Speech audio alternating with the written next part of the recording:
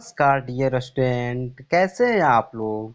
I hope कि आप लोग बहुत ही अच्छे होंगे। तो चलिए दोस्त, इस वीडियो में हम लोग पढ़ने वाले हैं कक्षा 10 के प्रश्नावली 1.2 के प्रश्न नंबर 6।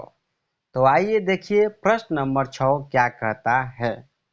प्रश्न नंबर 6 कह रहा है कि व्याख्या कीजिए कि 7 गुणा 11 गुणा 13 प्लस 13 और 7 गुणा 6 गुणा 5 गुणा 4 गुणा 3 गुणा 2 गुणा 1 प्लस 5 भाज्य संख्याएं क्यों है। यानी क्वेश्चन का कहने का मतलब हुआ कि भाज्य संख्या है, लेकिन हम लोग को बताना है कि भाज्य संख्या क्यों है। तो आइए देखिए बताते हैं। तो पहले क्वेश्चन हल करने से पहले कुछ आप लोग को पर भाज्य संख्या और अभाज्य संख्या के बारे में बता रहे हैं। देखिए भाज्य संख्याएं जैसे में 4 ऐसे ही बता दिए पीछे वाला वीडियो में। दोस्तों यदि आप लोग एक बात बोल दे रहे हैं, यहाँ पर ध्यान दीजिएगा। यदि आप लोग 9th क्लास का वीडियो नहीं देखे हैं, जाकर वहां पर देखिए। ए से लेकर जेड तक नंबर सिस्टम यानी संख्या पद्धति पढ़ा रहे हैं। ठीक, तो देखिए सबसे छोटी भाज्य संख्या 4 होती है। 4 भाज्य संख्या, 6, 8, ये सब क्या है, भाज्य संख्या है। और अभाज्य संख्या फिर ले रहे हैं, अभाज्य संख्या 2, सबसे छोटी अभाज्य संख्या 2 होती है। इसके बाद 3, 5, ये सब क्या है, अभाज्य संख्या है। यहाँ पर ध्यान देने वाली बात है, ध्यान दीजिएगा। सबसे पहले हम भाज्य संख्या का फैक्टर कर रहे हैं। देखिए 2 दूनी 4, 2 एकम 2।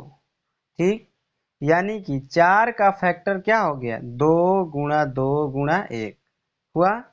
अब ध्यान दीजिएगा, अब यहाँ पर एक अभाज्य संख्या का फैक्टर कर रहे हैं। 2 एकम 2, तो 2 का फैक्टर क्या आ गया, 2 गुणा 1।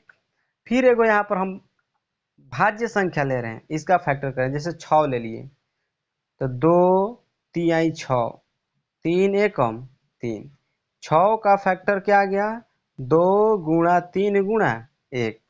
ठीक, फिर एगो हम यहाँ पर अभाज्य संख्या ले रहे हैं, उसका फैक्टर कर। जैसे 3 ले लिए, 3 ही ले लिए, 3 एकम 3, यानी 3 का फैक्टर कितना आ गया, 3 गुणा 1। अब देखिए भाज्य संख्या और अभाज्य संख्या दोनों में यहाँ पर आप लोग को थोड़ा अंतर दिखा दे रहे हैं। देखिए क्या होता है।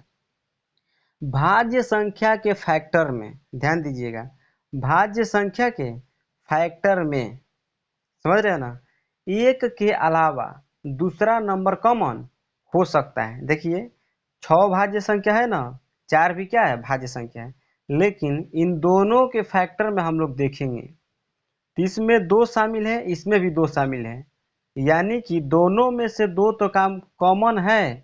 ठीक, लेकिन इसके अलावा एक भी इसमें क्या है, कॉमन है। कॉमन है कि नहीं है, है। तो ध्यान दीजिए, यहाँ से एगो बात प्रूफ हो रहा है, जो भाज्य संख्याएं होती है उसमें एक के अलावा कोई दूसरा नंबर भी कॉमन होता है। लेकिन अभाज्य संख्या में क्या होता है, ध्यान दीजिएगा। 2 भी एगो अभाज्य संख्या है, 3 भी क्या है, अभाज्य संख्या है। तो इसमें ध्यान दीजिएगा, तो सिर्फ और सिर्फ एक कॉमन है, यानी कि दोनों में उभयनिष्ठ गुणनखंड कौन है, सिर्फ और सिर्फ एक है। लेकिन भाज्य संख्या में एक के अलावा दूसरा नंबर भी कॉमन होता है, यानी कि जिस नंबर में एक के अलावा, यानी एक को छोड़कर, एक तो कॉमन होता ही है, लेकिन एक के अलावा दूसरा नंबर भी कॉमन हो जाएगा तो भाज्य संख्या कहलाएगी। लेकिन अभाज्य संख्या में ऐसा नहीं है। अभाज्य संख्या में सिर्फ और सिर्फ एक कॉमन होता है। ठीक ना। तो चलिए अब आइए देखिए क्वेश्चन बनाते हैं, आप लोग क्लियर यहाँ समझ में आएगा। थोड़ा इसको हम मिटा दे रहे हैं। देखिए अब क्वेश्चन बनाते हैं।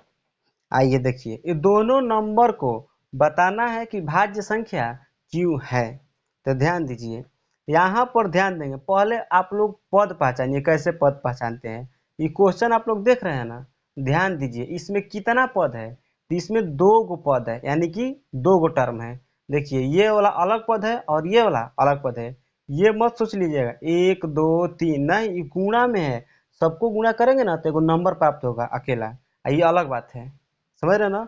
यहाँ पर कितना पद है, 2 गो पद है, तो इसमें कितना है 13, यहाँ पर भी कितना है 13, यानी इसमें भी 13 शामिल है और इसमें भी 13 शामिल है। तो यहाँ से कॉमन क्या हो जाएगा, 13 कॉमन हो जाएगा। 13 कॉमन हो गया कि नहीं हो गया, हो गया। तो यहाँ पर क्या बचा, 7 गुणा 11 गुणा, ध्यान दीजिएगा यहाँ पर 13 था, इसको बाहर निकाल लिए, यहाँ पर क्या बच गया, 1 बच गया, प्लस प्लस है तो प्लस, यहाँ पर भी 13 था, 13 को बाहर लेकर आ गए हैं, दोनों में से कॉमन निकाले हैं, ध्यान दीजिएगा। यहाँ पर क्या आ जाएगा, +1, समझ रहे हैं ना। फिर गुणा करेंगे क्या आ जाएगा, यही वाला नंबर आ जाएगा हमारा। अब ध्यान दीजिएगा यहाँ पर, तो यहाँ पर 1 के अलावा दूसरा नंबर कौन कॉमन है, 13। तो अभी आप लोग को समझाए कि जिस संख्या में 1 के अलावा कोई दूसरा नंबर कॉमन हो जाए, यानी उभयनिष्ठ गुणनखंड हो जाए, तो संख्या कैसी संख्या होती है, तो भाज्य संख्या होती है। यहाँ पर हम लिख सकते हैं, देखिए कैसे लिखेंगे, चूंकि इस संख्या में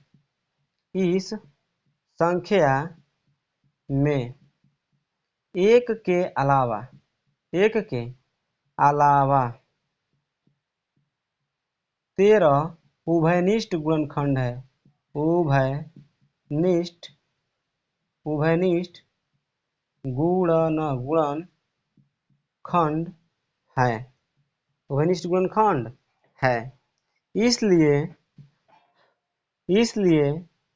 दी गई संख्या एक भाज्य संख्या होगी। ठीक, यही हमारा क्या हुआ, आंसर। और फिर यहाँ पर भी एगो नंबर दिया है, कह रहा है कि भाज्य संख्या है क्यों। तो देखिए यहाँ पर भी जैसे इसको बनाए, सेम एकदम सेम टू सेम ऐसे ही इसको बनाएंगे, ध्यान दीजिएगा। देखिए ध्यान दीजिएगा, तो इसमें भी 2 गो पद है, एगो ये वाला पद हो जाएगा यहाँ तक, एगो ये वाला, 2 गो पद है ना।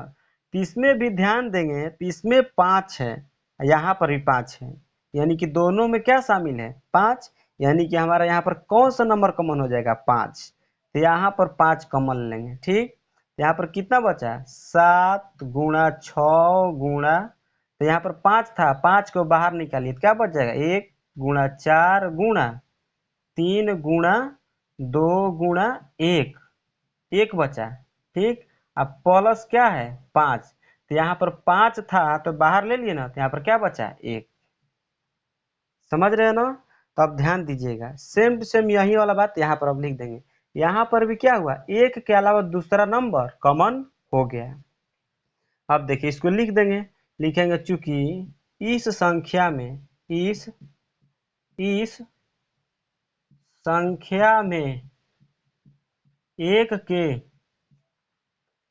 के अलावा 5 उभयनिष्ठ गुणनखंड है, उभयनिष्ठ गुणनखंड है। इसलिए दी गई संख्या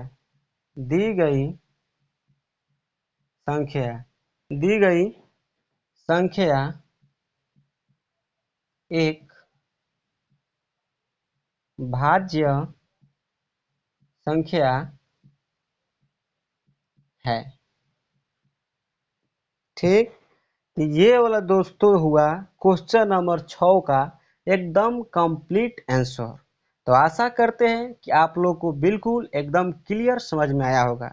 यदि दोस्तों आप लोग को समझ में आ रहा है तो कमेंट में लिखिए कि हाँ सर बिल्कुल समझ में आ रहा है, और यदि कहीं डाउट है तो आप लोग कमेंट में पूछ सकते हैं। और दोस्त यदि आप लोग चैनल को सब्सक्राइब नहीं किए तो सब्सक्राइब कर लीजिए, लाइक कर लीजिए, और साइड में जो बेल आइकन है उसको भी दबा लीजिए, और दबाकर नोटिफिकेशन ऑन कर लीजिए, ताकि जैसे ही वीडियो डालें तुरंत आप लोग पास नोटिफिकेशन चला जाए। तो चलिए दोस्तों, तब तक के लिए इतना ही, बाय बाय, फिर मिलते हैं नेक्स्ट वीडियो में।